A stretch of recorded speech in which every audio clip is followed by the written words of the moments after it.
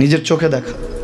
কিছুদিন আগে একটা জানাজা পড়িয়েছে, খোদার কসম করে বলছে 6:30 ইন্তেকাল করেছে। হসপিটালের বিল দেনেওয়ালা নাই, 4 সন্তান।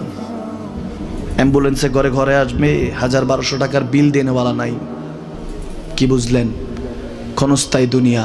মুমিনের কম থাকলেও আমি বলি, কেউ যদি এসে বলে হুজুর একটু দোয়া করেন, খুব পেরেশানিতে আছি, আমি তার হাত চুমু খেয়ে বলি তোমাকে মোবারকবাদ, আল্লাহ তোমাকে ভালোবাসে। পেরেশানি তো মালিক দেয়, এই জন্য এটা রহমত মুমিনের জন্য। পেরেশানি দেয় যখন ফেরেশতারা বলে আল্লাহ চাইতেছে চাইতেছে, টাকা পয়সা চাইতেছে, বলে এটা কি? বলে ফাসেক, দে বিদায় কর, বিদায় কর। তার চাওয়া আছে, বিরক্ত লাগে, বিদায় কর, কি লাগে দে। আল্লাহ 10 কোটি দিয়েছে, 100 কোটি দিয়ে বিদায় কর।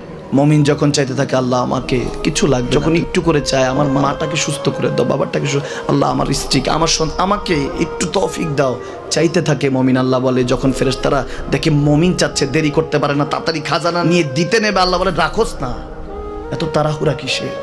তার চাওয়ার মধ্যে তো প্রেম আছে, একটু চাইতে দেস না। থাকুক না মুমিন আর একটু পেরেশান, থাকুক না, থাকতে দেস না, একটু থাক, একটু থাক। পেরেশানিতে রেখে আল্লাহ মজা নেয়, মহব্বত নেয়, মুমিনের অন্তর থেকে খুশবু নেয়। আল্লাহর বড় মায়া। মুমিন যখন চায় আল্লাহ তখন মায়ার নজর নিয়ে তাকায়, হায় হায় আমার বান্দা, সুবহানাল্লাহ।